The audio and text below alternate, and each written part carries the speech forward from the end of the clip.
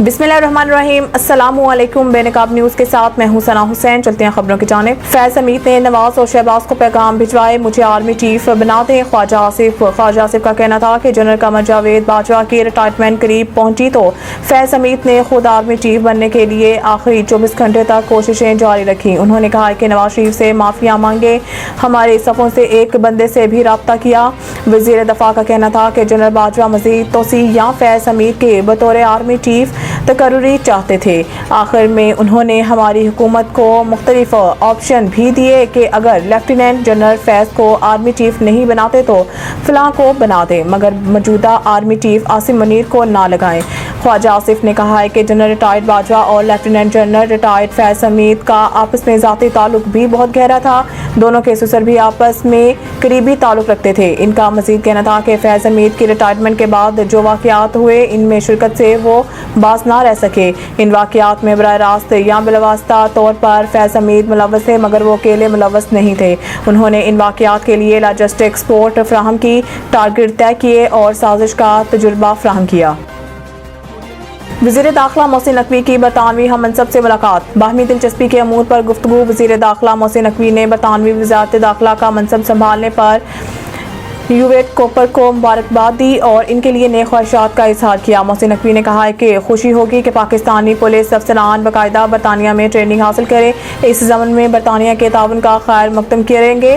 गैर कानूनी इमिग्रेशन से निपटने के लिए बाहमी इश्तराक कार बढ़ाना जरूरी है। वज़ीर दाखिला ने कहा है कि तरक्की याफ्ता ममालिक और तरक्की पजीर ममालिक को इस हवाले से मुश्तरका इक़दाम उठाने चाहिए। बरतानिया के साथ बॉर्डर मैनेजमेंट, क्रिमिनल्स मुकदमात में लीगल मावनत और गैर कानूनी इमिग्रेशन से निपटने के हवाले से ताउन बढ़ाना चाहते हैं। मोहसिन नकवी ने कहा है कि सोशल मीडिया के जरिए तशद्दुद पर उकसाने वालों के लिए कोई माफ़ी नहीं होनी चाहिए। अवाम को पुरतशद्दुद वाक़यात पर उकसाने वाले काबिल मज़म्मत है। वफाकी वज़ीर दाखिला मोहसिन नकवी ने बरतानवी हम मनसब को पाकिस्तान के दौरे की दावत दी।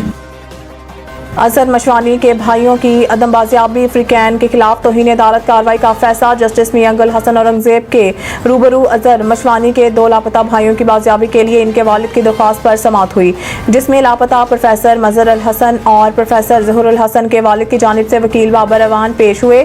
दौरान समाअत असिस्टेंट अटॉर्नी जनरल ने अदालत को बताया कि वजारत दफा और वजारत दाखिला की रिपोर्ट पहले ही फाइल हो चुकी है। सिक्योरिटी इदारों की रिपोर्ट में बताया गया है कि दोनों भाइयों के हवाले से कुछ मालूम नहीं। अदालत ने इज़हार बरहमी करते हुए सेक्रेटरी दफा, सेक्रेटरी दाखिला, IG इस्लामाबाद और DG FIA को ज़ाती हैसियत में तलब कर लिया। जस्टिस मियां गुल हसन औरंगजेब ने रिमार्क दिए कि अब मैं तमाम फ्रीकैन के खिलाफ तौहीन अदालत की कार्रवाई शुरू करूंगा। जवाब दें क्यों ना तौहीन अदालत की कार्रवाई शुरू की जाए।